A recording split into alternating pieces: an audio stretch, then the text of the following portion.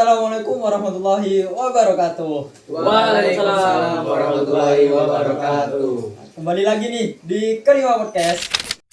Podcast yang selalu memberi kita pengetahuan baru dari yang awalnya tidak tahu menjadi tahu. Nah, tahu nggak di?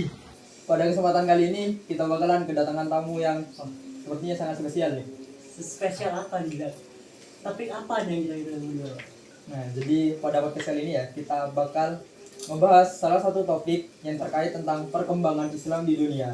Nah, tapi sebelum menuju ke topiknya, sebaiknya sama-sama dulu gak sih dari tamu-tamu yang akan kita ajak ngobrol pada podcast kali ini. Silakan, mungkin dari Masnya dulu.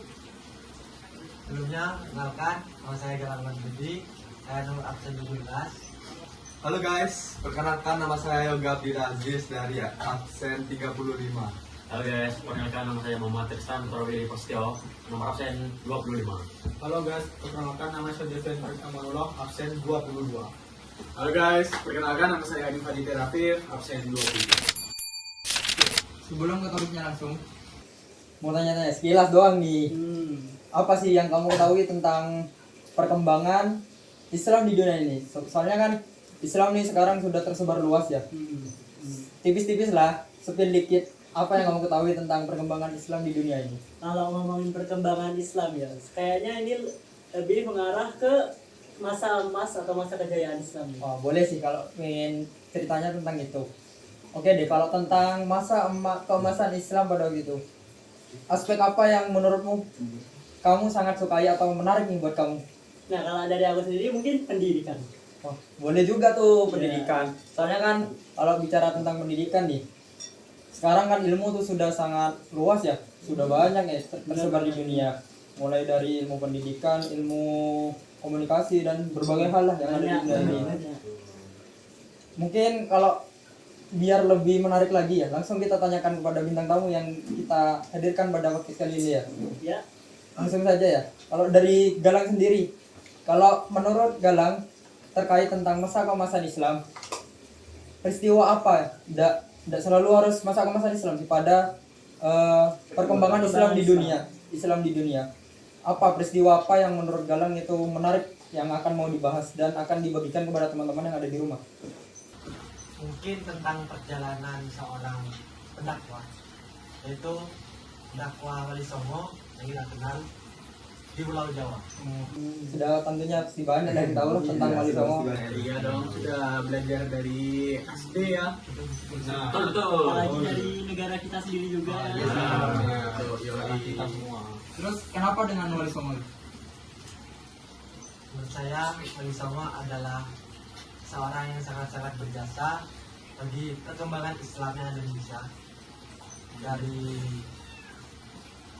Wali Songo yang ada di Jawa, Sulawesi, Kalimantan, atau wilayah yang lain.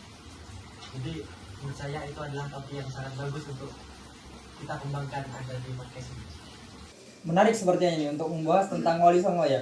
Apa sih yang bakal Galang sampaikan kepada teman-teman di rumah terkait peristiwa penyebaran Wali Songo di Indonesia ini sendiri? Perkembangan dakwah dan penyebaran Islam di Pulau Jawa pada abad ke-15 hingga 16 tidak terjadi secara tiba-tiba. Kalian tahu nggak peran-peran atau apa saja yang dilakukan oleh para wali songo di Pulau Jawa? Kalian tahu nggak? Ya, mungkin hanya dakwah jalan-jalan Mungkin gitu ada yang belum doang. tahu ya. Iya, Kalian tahu kan? nggak ada. Nah, untuk perintis dakwah itu adalah Sunan Gresik, Maulana Malik Ibrahim. Beliau menjadi tokoh pertama yang mulai menyebarkan Islam di Jawa. Oh, jadi pelopor utamanya adalah Sunan Gresik. Ya, benar sekali.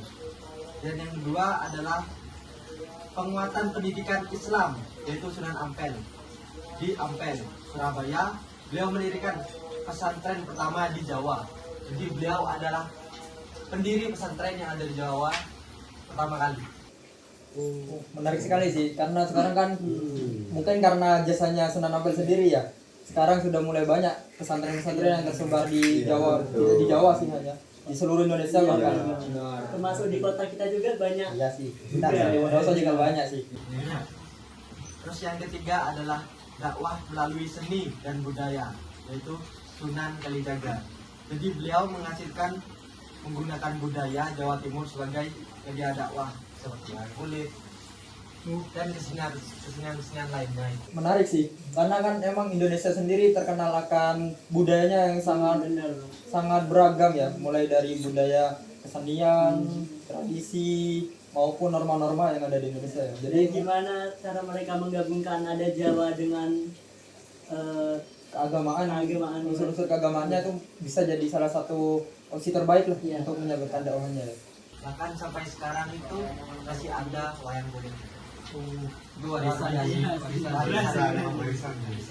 Yang keempat adalah dakwah sosial dan peduli masyarakat. Sunan Derajat. Sunan Derajat fokus pada peningkatan kesejahteraan rakyat. Ia membantu fakir miskin, mengajarkan teknik pertanian, dan mendirikan tempat penampungan. Jadi beliau itu menampung masyarakat-masyarakat yang kurang mampu. Itu untuk diajari pendidikan, diajari pertanian. Jadi beliau seperti membangun satu satuan Jawa. menarik ya. Jadi para pendakwah ini tidak hanya mengajarkan tentang agama mulia, cuman mereka juga diajari tentang aspek ekonomi dan yang lain-lain ya. Terus yang kelima adalah dakwah melalui musik dan karya sastra, yaitu Sunan Bonang. Jadi Sunan Bonang itu mengajarkan karya sastra itu melalui seperti apa kalau di Jawa itu aksara Jawa. Dan juga pokoknya tentang Jawa-Jawa. Salah satu contohnya yaitu seperti Pembuati. Itu adalah musik yang diciptakan oleh Sunan Bonang. Tahu nggak? Tahu nggak? Oh, mungkin ada yang tahu. Saya nggak tahu jadi. Oh, Ada yang tahu? Berarti gitu loh. Nah, Itu yang betul. iya. gitu ya. Selama ini sudah sering terdengar, tapi mungkin kita tidak tahu ya siapa penciptanya. Ternyata Iya. penciptanya adalah dari pendakwah asal yang menyebarkan Islam di Jawa ini sendiri. Wali Songo itu. Berarti sudah lama itu ya? Lama sih. Terus yang keenam, penyebaran Islam di pesisir utara Jawa. Sunan Gunung Jati dan Sunan Kudus. Sunan Jati berperan penting dalam penyebaran Islam di Cirebon dan juga Banten. Bekerjasama dengan keluarga kerajaan. Sunan Kudus yang dikenal toleran membangun Masjid Kudus dengan arsitektur bercampur Hindu. Jadi beliau membangun, dulu kan tidak terlalu terkenal agama Islam, tidak terlalu luas. Jadi beliau membangun masjid itu bertema sedikit Hindu. Jadi masyarakat itu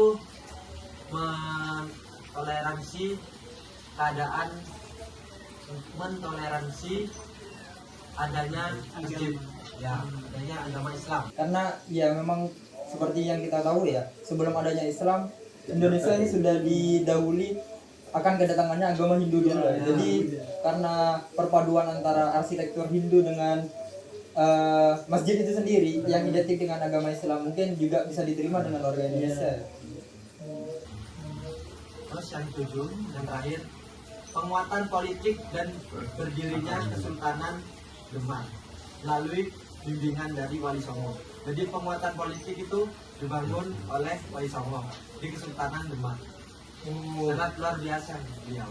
Jadi jasa daripada Wali Songo tuh banyak ya di Indonesia. Jadi Banyak banget. mereka dakwah datang ke Indonesia tidak hanya untuk menyebarkan agama saja. ya betul. Jadi mereka juga peduli akan beberapa aspek-aspek penting dalam kehidupan ini ya.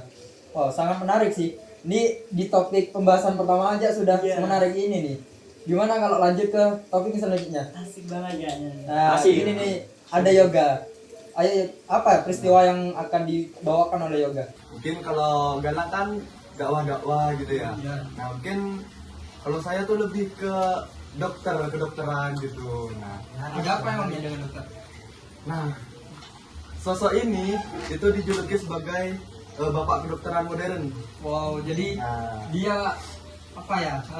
Asal usul adanya kedokteran modern di zaman sekarang ini. betul. Oh. Mungkin kalian bakal asing sih namanya. Nah, Emang siapa bapak dokter itu? namanya itu Ibnu Sina. Nah, kalau nama panjangnya itu Abu Ali Al Husain bin Abdullah bin Sina.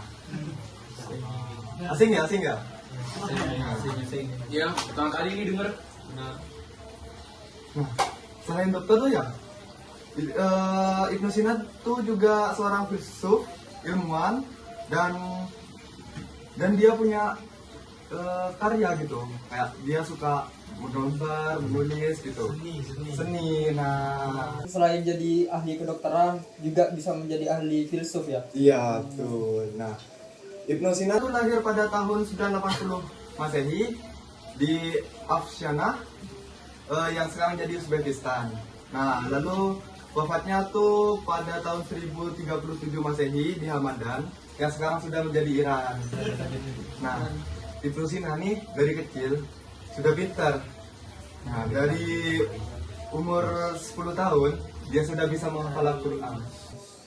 Bayangin 10 tahun. Bisa gak? Bayangin aja. Aku 10 tahun masih main tanah. Nah terus usia 16 tahun tuh sudah jadi dokter. Nah, kita masih sekolah lagi. Yola. 18 tahun. 16 tahun masih push rank. Masih baru belajar matematika, mungkin aljabar kali ya. Ya. Nah, dia setelah 18 tahun dia bukan jadi dokter lagi, mereka sudah menjadi dokter di kerajaan. Seperti tabib-tabib gitu. Iya sih, kalau dulu kan mungkin terkenalnya tabib bukan Tabib dokter ya. gitu, bukan dokter. Nah, terus ya, kan Ibnu Sina nih suka menggambar gitu, menulis. Dia punya karya. Nah, salah satunya tuh Al-Qanun fi Al-Tib atau The Canon of Medicine. Nah, buku ini nih bukan cuman kedokteran gitu. Jadi bukunya ini merangkum tuh tentang penyakit sama penyebabnya, diagnosa, farmakologi, sampai tata cara pengobatan gitu. Nanti semua dirangkum dalam satu buku. Iya betul. Bayangin ya, ternyata semua pengobatan, semua penyakit yang ada di zaman modern sekarang ini ternyata sudah ditemukan sejak lama ya. Bahkan pada awal tahun mungkin 1000 Masehi lah, awal-awal abad. Oleh tokoh Islam. Wah iya juga, itu juga menariknya sih, oleh tokoh Islam sendiri lagi.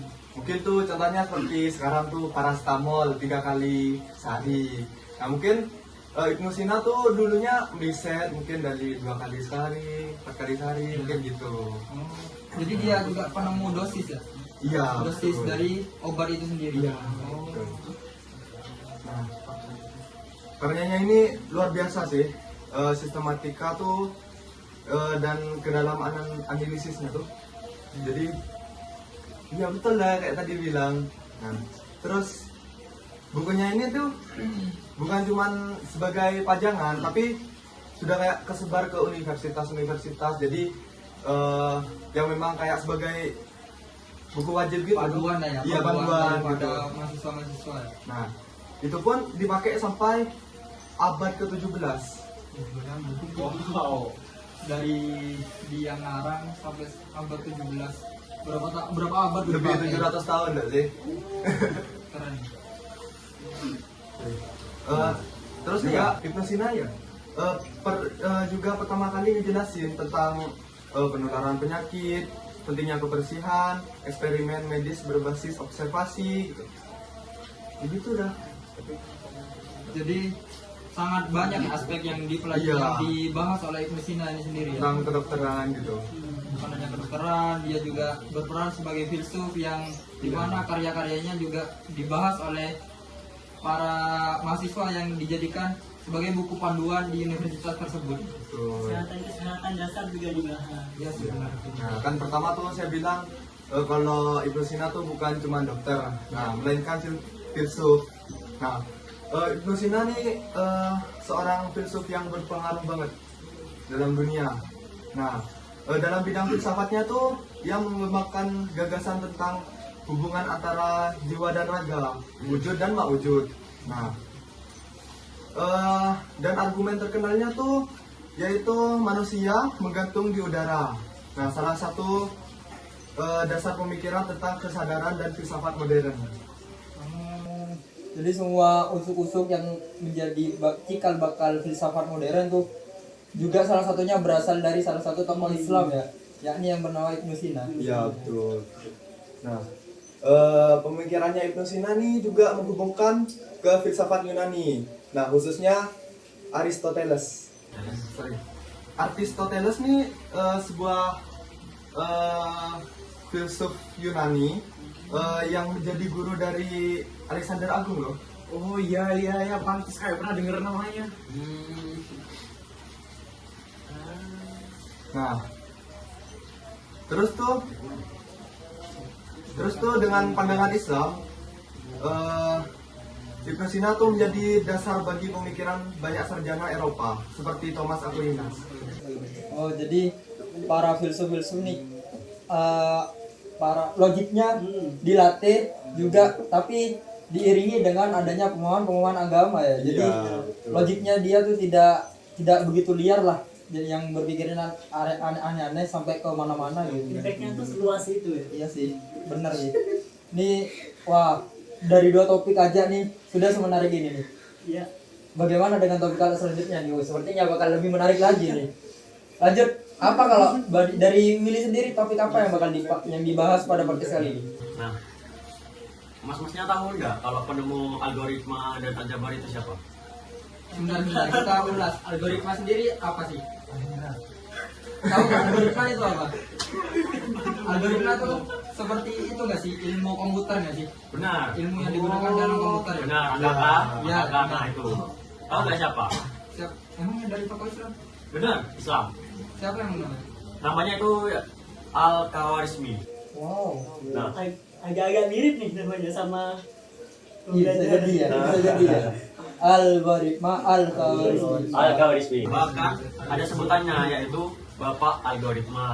Wow, pantas banget ya.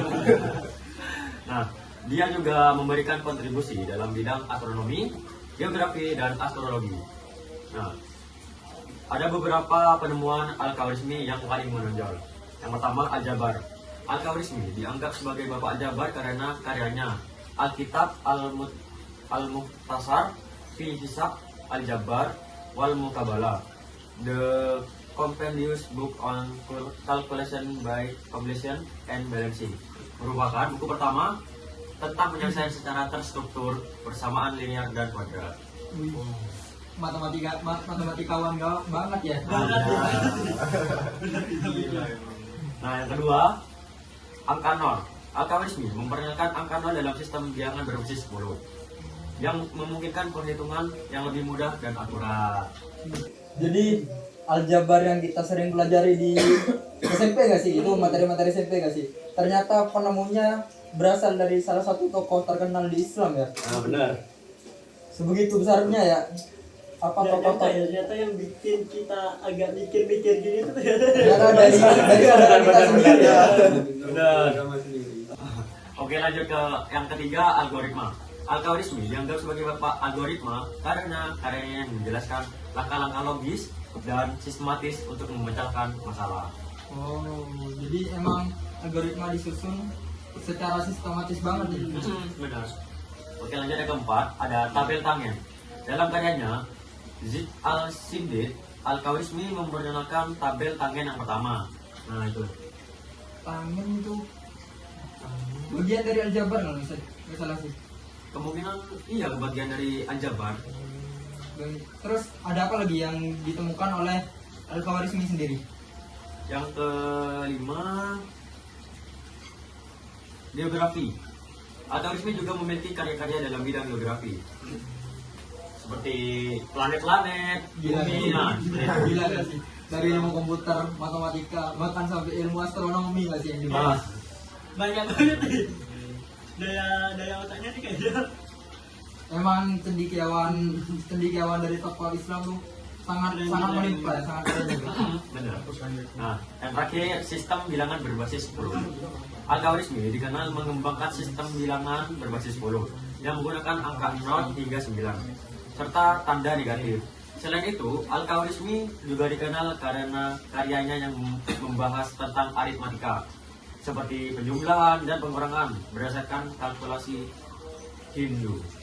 Nah, itu dia. Wow, sangat menarik ya untuk dibahas ya. Karena dari semua apa sih penemuan yang ditemukan oleh Al-Khwarizmi, ternyata semua banyak yang dipakai di zaman sekarang ini. Ya. Respect juga gitu Iya ternyata. sih, ternyata materi-materi semua itu selama ini Yang kita mungkin pelajari. mungkin banyak dari kita yang menyangka bahwasanya Aljabar mungkin penemunya adalah orang dari barat, Nah, para iya. ilmuwan-ilmuwan Biasanya dari barat. gitu.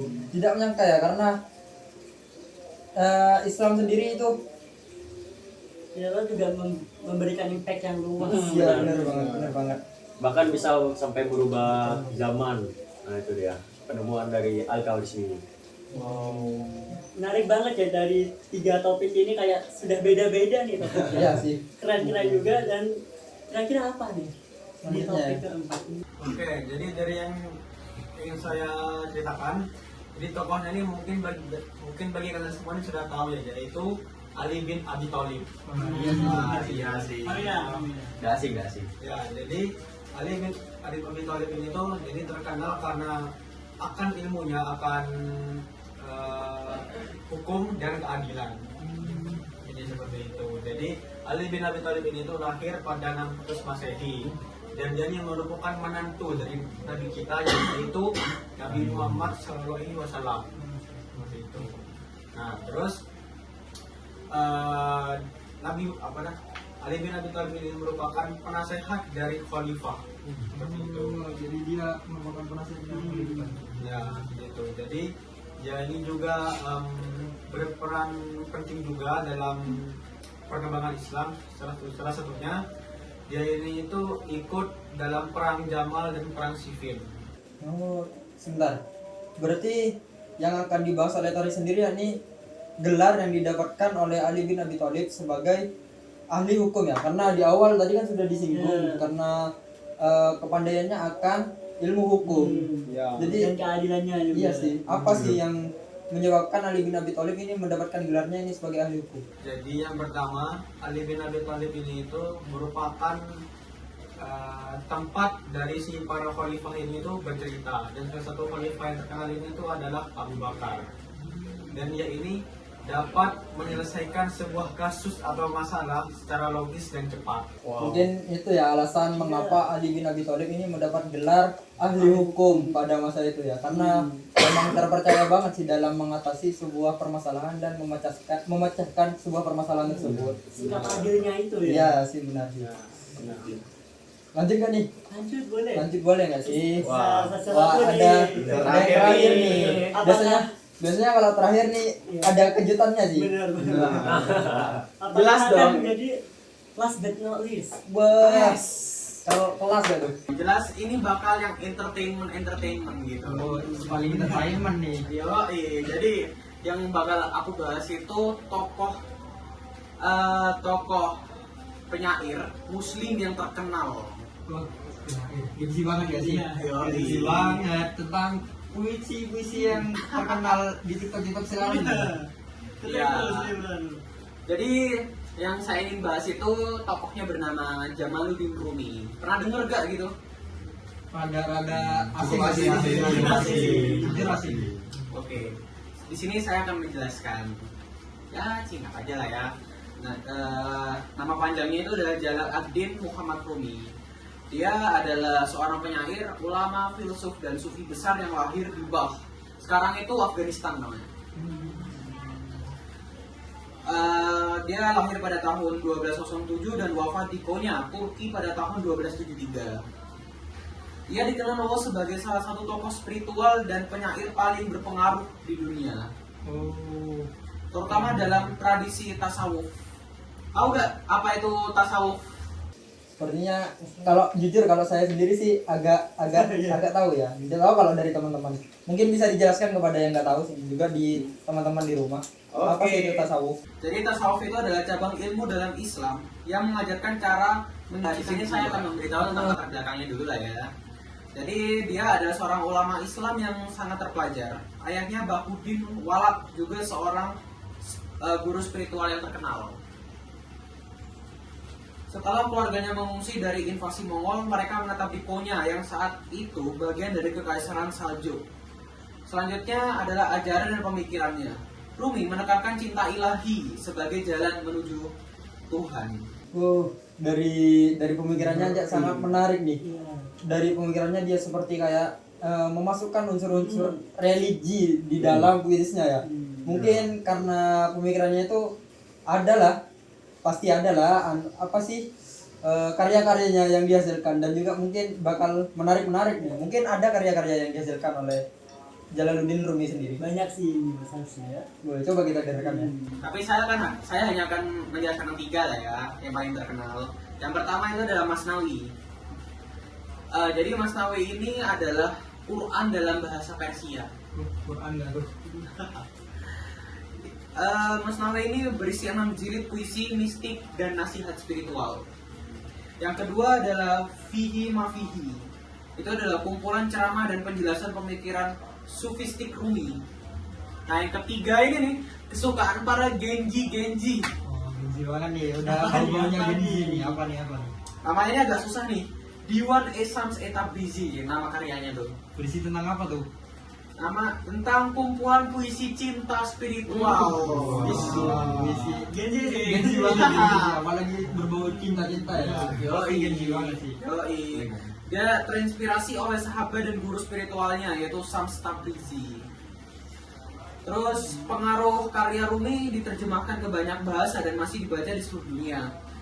Di barat puisinya sering dikutip karena maknanya yang universal tentang cinta, kedamaian, dan persatuan spiritual.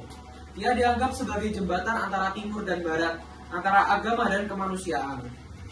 Oh, sangat menarik sih. Karena mungkin karena logis dan juga sangat masuk kan makna daripada puisi yang dihasilkan oleh Jalaluddin Rumi. Agak realistis juga gitu, tokoh Islam ternyata Oh iya bisa sih, berpengaruh besar benar juga di dalam syair bahkan ini. sampai ke entertainment ya, nggak cuma yang berbau formal-formal. Iya. Nah, dia ini juga terkenal karena kalimatnya. Apa tuh? Apapun yang kau cari, sedang mencarimu juga. Widis banget nggak sih dari kata-kata yang udah terkenal ya. Dari kelima topik yang udah dibahas nih, banyak sih yang menarik sih yang akan mungkin jadi part terfavorit dari teman-teman di rumah. Iya. Kalau dari Aldi sendiri sih, topik mana yang menurut Aldi sangat menarik? Dari aku sendiri ya, karena aku kurang suka membahas yang agak berat-berat. Jadi mungkin dari aku sendiri mungkin ya syair. Syair, iya sih benar sih, karena tidak terlalu formal ya, tidak terlalu baku ya. Sama sih. Kalau jujur, kalau boleh milih juga, saya juga lebih tertarik kepada yang syair sih, lebih puisi-puisi banget gitu. Nah, sebagai penutup ya, karena sudah mulai habis lah waktunya untuk podcast kali ini. Sebagai penutup nih, mungkin ada part spesial karena ada salah satu materi yang berisi tentang puisi, di mana kita meminta Hanif untuk membawakan satu doang lah kutipan puisi Menarik banget. sebagai penutup podcast kali ini. Boleh tuh. Boleh ya. Oke. Ya mungkin sekian saja ya pada percakapan podcast kali ini. Ya setidaknya meskipun sedikit pengetahuan saja yang kita bagikan pada podcast kali ini, tapi semoga pengetahuan yang sedikit ini menjadi wawasan baru bagi teman semua. Mungkin sekian saja podcast pada kali ini. Kita tutup. Assalamualaikum warahmatullahi wabarakatuh. Ketika aku jatuh ke dalam dirimu, aku telah berjalan begitu jauh, menyusuri lorong-lorong sunyi dalam hatiku, membawa namamu seperti cahaya kecil yang tak pernah padam walau angin mencoba memadamkannya. Setiap langkah adalah panggilan, setiap diam adalah rindu yang tak sanggup disebutkan. Aku bertanya pada malam, di mana kasih yang kuharap hadir? Malam menjawab dengan bintang-bintang. Ia ada di dalammu, kau hanya belum berani melihat. Aku kemudian menatap langit dan melihat bulan menyipit malu. Seolah ia tahu bahwa cahayaku lebih lembut dari 1000 purnama yang bersinar sekaligus. Bila aku menutup mata, kehadiranmu mendekat. Bila aku membukanya, dunia menjadi peta yang selalu mengarah kembali kepadamu. Kau adalah rahasia yang dengan sabar menunggu di kuak. Kau adalah pintu yang selalu terbuka Bahkan ketika aku takut untuk masuk. Dan ketika akhirnya aku menyentuhmu, bukan dengan tangan, tetapi dengan keberanian jiwaku, aku jatuh ke dalam dirimu. Seperti air hujan jatuh ke laut. Hilang namun utuh. Tenggelam tetapi pulang. Kekasih, andai dunia pecah menjadi ribuan bayangan dan waktu berhenti berputar, aku tetap akan mengenalmu. Sebab cinta kita bukan pertemuan dua tubuh, bukan perjumpaan dua suara, melainkan pertemuan dua cahaya yang telah saling mencari sejak sebelum langit pertama kali dibentangkan. Jangan tanyakan berapa lama aku mencintaimu. Waktu tak punya tempat dalam hubungan kita. Yang ada hanyalah detak di antara detak, napas di antara napas, sunyi di antara kata. Tempat di mana namamu bersemayam seperti matahari berdiam di jantung semesta. Bila suatu hari aku hilang, jangan cari aku di bumi atau di langit. Carilah aku di tempat di mana cinta memulai langkahnya, di titik paling lembut dalam dirimu. Di sanalah kau akan menemukanku. Duduk tenang, memanggilmu pulang dengan cahaya yang hanya kau pahami.